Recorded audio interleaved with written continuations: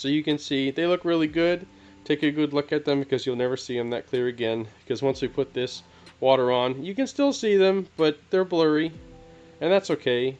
Now to make that clear water clear, by the way, I did put a gloss varnish on. That's why it's so shiny and you can see through it.